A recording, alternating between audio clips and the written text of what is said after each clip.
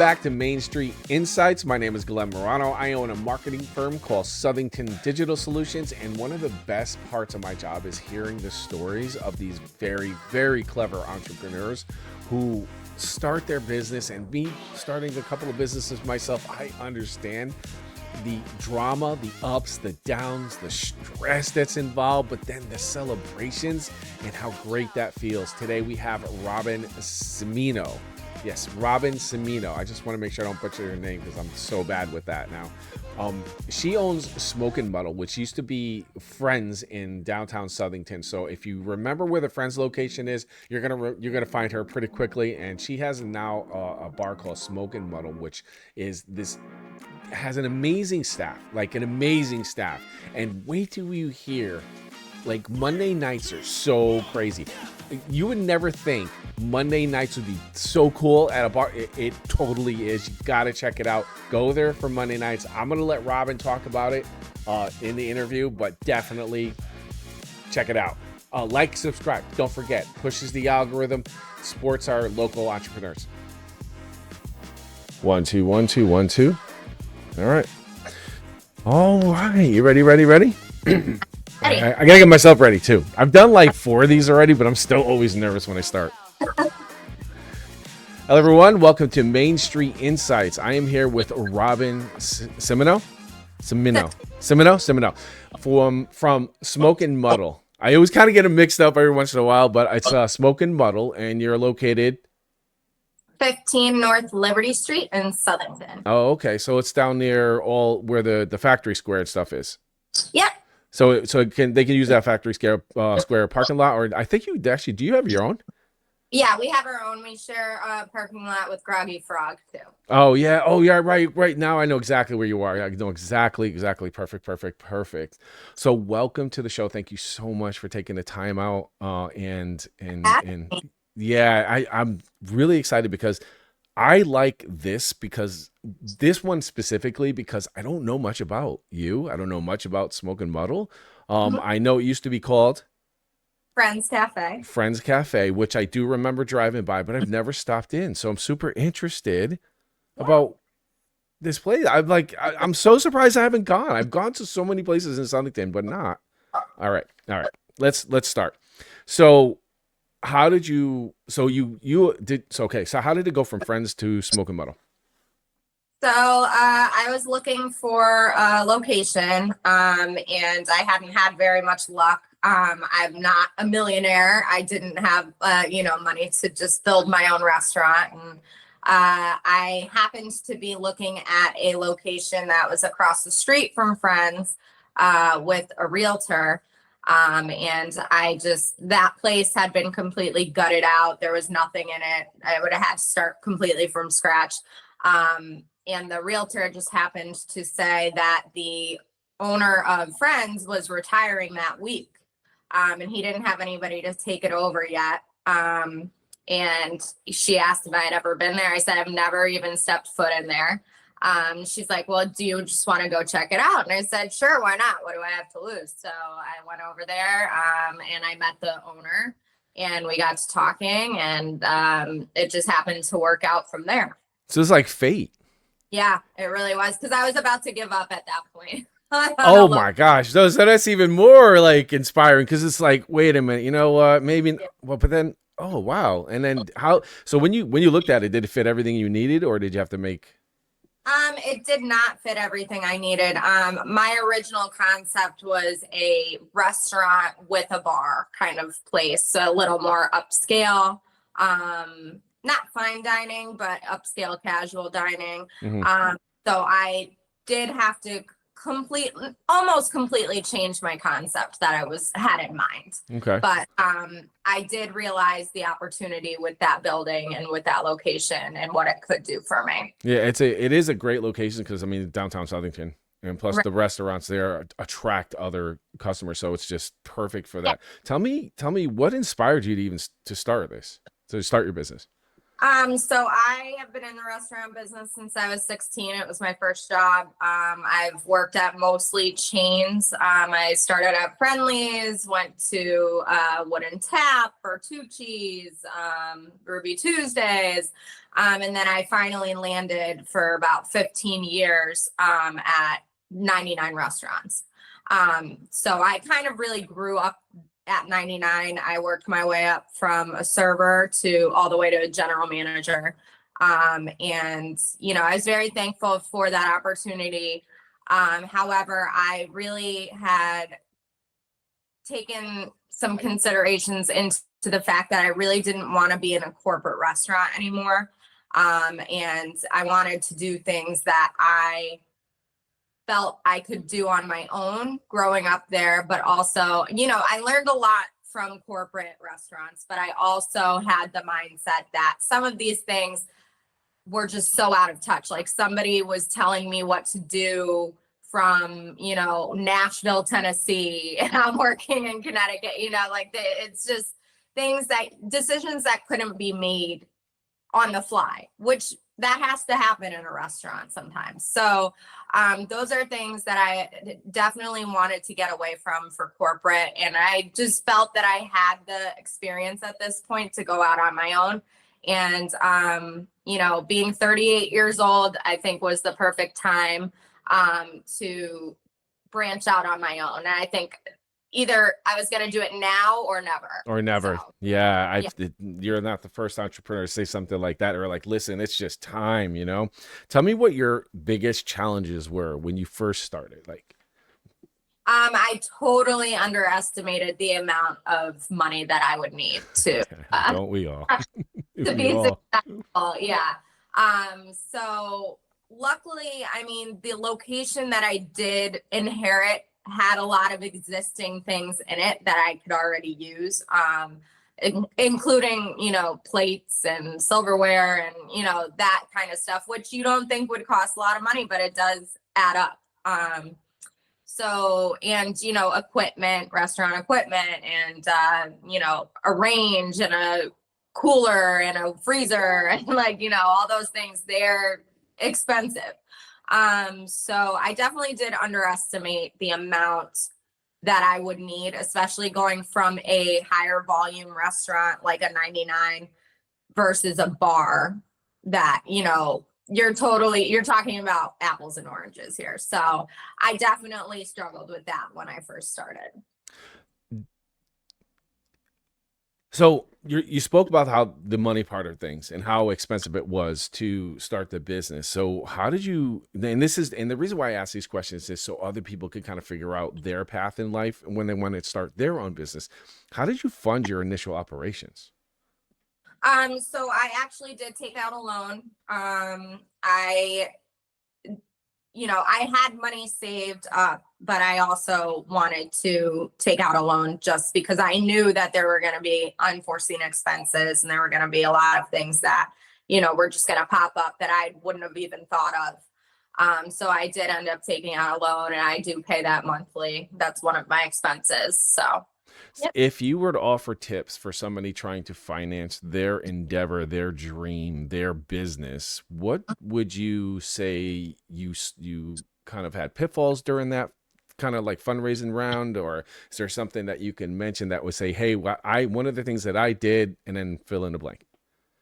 I would say find someone that has a similar operation to you that's established already, and ask them if you can ask them questions about their finances and how they're doing and how they manage on a monthly basis, because you always think all the expenses that are going to go into it, but you don't. And it's a learning curve, and it takes time and it takes patience to establish that. And there are very scary times for sure. But There really is. so, you just have to be patient and kind of be realistic about what you're getting yourself into. So That's great advice. And I think that the fact that you went out and you sort of like say, listen, let me find some people who have done this, who have fell and tripped, asking them what was your path like, what the trips. I think that is an amazing tip for every business owner, whether it's a restaurant or any other kind of business. I always say the same thing. Even now with my agency 3 years on, I consider I have mentors that answer my questions the same way, and it's a continuous learning thing. You have to always learn, specifically in restaurant business, because and I'll talk about that in a minute about trends and stuff and how you follow that. So looking back, what is the one thing you wish you knew before you started? Taxes. Taxes is the biggest issue for me, is like not taking into consideration how much I am giving out, and also the sales and use tax too, which I wasn't very familiar with when I started. So now I am aware of it, and now I know I have to put a certain amount away every month. But that was like the biggest wake up call for me. Like, I had no idea about Yeah, it's this stuff. and if you mess it up with them, they really gonna come too. Oh yeah. So Yeah. now we have your business. It's been up and running for a while now. How has it evolved since you opened? It's completely evolved into something totally different than I had originally done. I mean, I had originally come up with a menu and a concept, and I still have like the file on my laptop of like my first menu draft, and what that was going to look like. And it completely has changed. Again, like I had said, to meld with the old crowd and the new crowd, and kind of just doing. Old crowd, you mean like from Friends before? Yes. Mm-hmm. Yeah.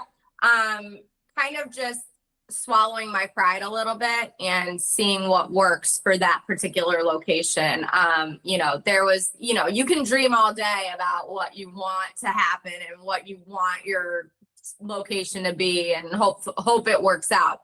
But if you're not gonna people please and put out good products, then you're not gonna get that. So I agree 100% with that. So what does your typical day look like now? my typical day, usually, I have been marketing for myself every morning. And now I'm sure you see my posts because Yep. Mm-hmm. I literally, in my bedroom, in my bed, I wake up, the first thing I do is I post my advertisements for the day. And I post them on all groups surrounding areas: Bristol, Plainville, New Britain, Meriden, that area, plus of course Southington, Cheshire, just on a daily basis of what's going on at my restaurant or my bar. I try to do different daily deals every day. I try to do some events every day. I have live entertainment on the weekends. I have music bingo, trivia. So those are things that I definitely post every morning, and change it up. I add music to them every day, just to get the word out there. I also, after that, I usually take care of my dogs, and then I get to work usually, whether it's at home or at work. I do like my admin stuff. I have to do orders. I have to pay bills. I have to, do all that fun stuff. And then I go in, I myself set up my bar for the day. I usually bartend by myself for the first few hours of the day. And then I have a bartender come in later. I also have cooks that come in around 2:00. We open at 2:00 for the most part. And then it's just working all night long. It's funny that you say that, because I'm tracking the hours in my head of what you're doing throughout the day. And one of the phrases that when people want to start their own business, they always say, I traded my 8-hour a day job for a 12-hour a day business. So yes, I think that is completely true. However, I am going in the first few months, that was definitely the case. My advice to people, especially in the restaurant business that are opening their own restaurants, is get a crew that you can trust when you're not there. And it's hard. It's definitely easier said than done, but I am very thankful that I have the crew that I have, because I think that looking at, and I've seen this happen a million times, especially in the restaurant business, older generation, working to the bone, miserable, they gave up their entire lives to do this. And I appreciate that. And it's amazing that they do that. However, I am a firm believer that you still need to have a quality of life, and you still need to, it's all about your life, because at the end of your life, you don't want to look back and say, okay, I did nothing but work all the time. And what did I do that for? So yes, I do work a lot of hours. However, I do definitely take time to myself. I'm there every day, but I'm not there all day, every day. So I try to take 2 days, 2 nights off a week. I try to take, like Tuesday nights and Sunday nights, because they're my slower nights. I try to take those and plan to be home, and plan to, do certain events for myself and for my family. So big shout out to the Smoke Muddle crew, though. Because you're not wrong. Finding good people that you could trust is an immense task. Yeah. And it's great. I have I could not ask for a better crew. They're super supportive. They're always, advertising for me. They're my biggest supporters. And, I couldn't ask for anything better, honestly. So can you tell me about a recent addition, project, or initiative that you are particularly proud of that you implemented into the restaurant, and it turns out to be awesome? Our music bingo has been a huge hit, We do music bingo Monday nights, with Wild Blooms Entertainment, Danielle and Matt Bloom. They're amazing. They pack the house every Monday. Monday, no less. Monday night. Tonight I already have a bunch of reservations. People call and message. It fills up really fast. One of my biggest goals was to build a Monday business, because Mondays are always a slow night for everybody. So I wanted to do that. So that has been the greatest blessing for my business. And Matt and Danielle really do an awesome job. I don't have to worry about a thing. They come in, they set it up, they do all the songs, they have a projector screen, they take care of everything, and it's amazing. Packing your restaurant on a Monday is the holy grail for probably 99% of restaurants that are out there. Yeah. They literally want Monday to be packed. If you could be packed on Monday, that tells you could be super packed on a Friday, Saturday, etc. So that's fantastic, dude. That's awesome. That's a great tip. I feel like, though, we kind of let a little secret out that maybe we don't want people to see, but that's right. So what are tell me about some of the strategies that help you kind of sustain and grow your business from day one? I know we have a short period of time we're looking for, but I feel like you kind of already told me one part of it. What else did?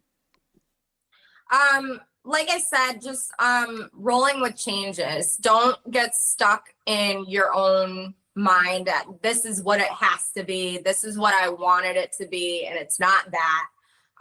You have to be able to adapt and change. And if you don't have the patience or the ego to do that, then it's probably not going to work out. Trends are constantly changing. The demographics are constantly changing. The amount of money that people are spending is constantly changing, everything. So, you have to roll with the punches and keep going. Not get stuck in your own way, pretty much is the biggest thing. Plus, again, just having great people around you that support you, and keeping your employees happy is definitely a big deal. So that's what I see in a lot of especially restaurant business, a lot of turnover because of bad management or because people aren't being treated correctly. And, I think this whole era with older managers and younger employees is becoming an issue because older managers expect a certain work ethic. And I completely get that. I'm kind of like in the middle from like not being a millennial to being a millennial. So I get the whole in between and the work ethic. But, the days of people not being on their cell phones are gone. The days of, social media not being a part of your daily routine are gone. And you have to pick your battles. You have to, somebody's 5 minutes late. Okay, whatever. They're 5 minutes late. You can't sweat the small stuff. And that's what happens in a lot of these businesses. It's like, somebody will show up 10 minutes late to work and they'll fire them. And it's like, that's just, you can't, if you want good people, you're not going to be able to sustain that if those are going to be your rules. You're not wrong. Times have changed so much, and I love the fact that your thought process is that there's just no way you're going to be able to control people on their phones. That is a big drama point for a lot of restaurants. And I feel like, and you could correct me if I'm wrong, I feel like you're okay to be on your phone, but I better not see a table waiting, kind of thing, right? Right. Exactly. Right. The guest always comes first, and my team knows that. And it's just a balance. It's a balance, and you have to be able to. You can't. It's not the old days where you're like yelling and screaming at your employees, and like you can't do that. And a lot of business owners still don't understand that nowadays, and then they wonder why they don't have the staff to support them. Yeah. So again. Changing with the times is a big deal. So I want to move toward the future. So we're looking at Smoke Muddle. We're saying to ourselves, in the next 5 years, I want to. I don't know. I want to get through the first year and see what happens. I have already learned a lot my first year, and just what I want to do next year to prepare. And just going year by year, I think is the best bet for me right now. I don't know what that's going to look like. So I'm not planning the 5 years ahead. I feel like it's a day by day at this point, right? Yeah, it's definitely a day by day. So it's still thinking about the future. What are the challenges that you foresee coming down the pipe that and then how are you preparing for that? So labor cost is definitely a big hot button point right now, and also ingredient costs and food and alcohol going up in price. That's and just the cost of living period is going up. So there's also been a lot of talks about people not doing tips anymore and having, just a higher hourly wage across the board. So those are going to be struggles that are going to be coming up in my business for sure. So we're going to have to wait and see on that. Me coming from being a server and a bartender for a really long time, for me, that would not work. Not being tipped and, just having a consistent hourly wage is not really why people get into the bartender server industry. So it's going to be interesting to see if that's going to be implemented. Okay. So I have not heard that I've heard the talk. Everybody was saying maybe we should switch, but that's just talk. Is there something that that you? No, I mean, I know that, there's issues going on in California right now with that whole situation, and they have a higher hourly wage now. I think it's like their hourly minimum wage is like $20 an hour or something like that. Yeah, it is. But, in terms of, I do know some restaurants and businesses that have already implemented kind of not tipping, but pooled tips across the board, including their line cooks and dishwashers and busboys and things like that. So For me, I'm not looking forward to doing that if I have to do it. I really don't think it's fair to, because then you're talking about somebody that's super lazy and doesn't do their job at all is getting the same amount as somebody Yeah, who, right. busting their butt all the time. Which So, is kind of the point of tipping in the first place. Is like right, it's the better service you give, the better the tip is. right. But So, yeah, so tipping culture is a hot button, and I think it's gonna continue to be a hot button. Now, talk to me a little bit. How because I'm gonna lead. I'm gonna use that as a segue because how do you stay informed besides that on the trends in the restaurant business, food tastes, customer taste, that kind of thing? I mean, I stay informed from my beverage reps that come in and we talk about, what's, new on their lists for the week or trends that are going on. Like mocktails are a big trend right now without alcohol. So putting, some of those on my menu. I talk to my food reps about, what's healthy and, we're doing a lot of more healthy options than I had started off with for sure. Nice. Yeah. So going into that and then just keeping myself informed also because I'm still kind of like one not one foot into the corporate world of restaurants, but I have so many friends that I still talk to that Yep. work at Yep. mine and that they talk to me about stuff that they hear all the time, so it's just kind of word of mouth and seeing what people are doing, seeing and going out to restaurants myself, Hmm. what's going on. So that's a big topic for me as well. Now, you mentioned a little bit earlier about balancing personal life because we talked about that 12-hour day and stuff like that. How do you manage the demands of your business with your personal life? And what advice do you have for somebody who has the same kind of issue that we mentioned earlier? So my wife is actually a general manager of 99 restaurants right now. So we both are in the restaurant business. We both know how it is and the long hours.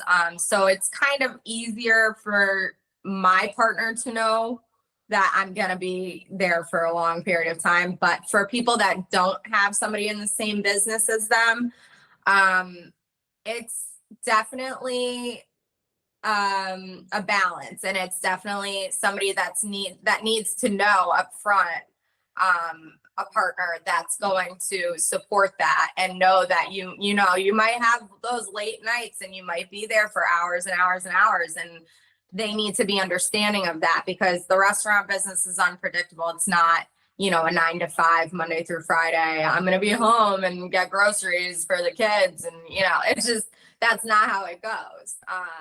So you definitely need to have a support system if that's what you're going to do. And somebody that's well aware of what that environment is going to look like. How is that change in your life? And I say change because it kind of sort of isn't because you've been in the restaurant industry for so long. And of course, your wife has also now been in the industry for quite some time. How has it impacted your family life in unexpected ways, positive and negative? Positive in the fact that, she's very, very supportive of me and, we kind of bounce ideas off of each other. And she also helps me with, the menu in terms of like culinary stuff because I'm not, Nice. I'm not a culinary person. I'm a front of the house person and a beverage person, but, so she kind of helps me with new menu ideas and things like that. But also like a negative is it was a very risky thing to do. And financially wise, like we were very, very scared. And she was very, very scared. And I'm more of a risk taker. And she's more of we have to plan for retirement right now and 401k and, what are we going to do about insurance and this and that, so me, I'm more of like let's just do it, see what happens. So it was there were definitely some arguments, there were definitely some long talks and still are about finances and Yeah. you have to make sure that your partner is on board with it because if they're not, then that's not going to last. Yeah, no, I hear you. Um, that is, and I have personal experience with that. Mhm. And I'm going to be a little bit vulnerable here, but I literally went to the way past that point. I used to have a cake shop. I worked with her, my ex-wife now. Essentially it was something exactly what you said. There's a lot of arguments. There's a lot of Right. we should do it this way. No, we should do it that way. And is it worth the risk? And what happens if it fails? And it's really, really one of the hardest things and the biggest strains on a relationship. Yeah, for sure. It definitely is. And if you can get through that, I mean, you can get through You anything. could get through. My girl, I love that. That's right. It's whatever doesn't kill us Right. makes us And, stronger. but I think it's a good balance to have is that I don't know where I would be. I would probably still be a bartender, honestly, if I didn't meet my wife. And because she is that stable opposite for me. Like I'm more of the dreamer and like live life. I don't care. Like, do it now or you're never going to do it. And she's more the structure, the stableness, which is like, no, you can't. Like, She's I'm not going to spend $1 million right now. Like, like, no, no. Maybe 200, but not a million. maybe 200. But yeah, she's definitely been my backbone through all of this for sure. So now I just want to, we're coming to the end of the interview, and I really appreciate your time. I just want to grab a couple more minutes here. I just want one more thing I want to ask. Who has been your biggest influence and mentor in this journey? Oh, my biggest influence. I would have to say my father.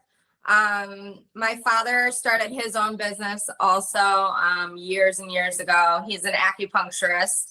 And he just, like me in the beginning, kind of was lost, went to school, didn't really like school, really didn't know what he wanted to do, just knew that he was very, he did a lot of stuff. He was a piano tuner, he was a dog trainer, he did a lot of things before he found acupuncture.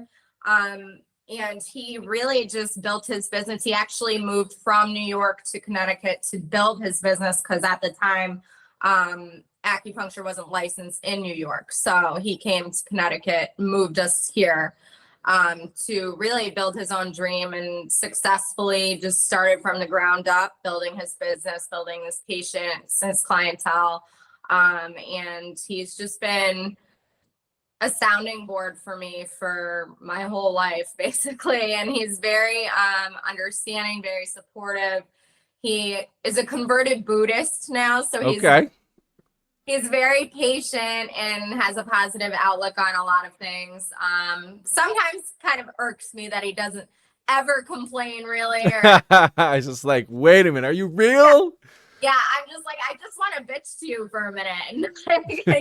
But he always is my biggest supporter, and he's always been my, lifeline for advice and things like that. So, yeah. Big shout out to Dad. Dads with their daughters. That's right. Support. Let's go. That's awesome. All right. So that will be the rest of that's the end of the questions. I do give 15 to 30 seconds of every entrepreneur. You are welcome to talk about yourself, your business, your cause, whatever it is. You're on. All right. Well, I just want everybody to check it out. Give it a chance. Smoke Muddle, 15 North Liberty Street, right behind Groggy Frog. We always have live entertainment on the weekends, music bingo on Mondays, and trivia on Wednesdays. And we also do fundraisers if you're interested in doing a fundraiser with us. All right. And that's all I got. Awesome, Robin. Thank you so much. I appreciate you joining me today. Thank you so much for your time. All right. Take care. Thank you so much for watching today's episode about Smoke Muddle. Don't forget to hit that like, subscribe, pushes the algorithm. Come on, it's free, it's easy. Click, smash, you know how to do it. Thank you again so much for watching. I really do appreciate it. Check out Smoke Muddle, downtown Southington, where the Friends location was. She's taking over this place and she's changing it, and the Monday nights are sick. Thanks again so much for watching. We'll see you next week.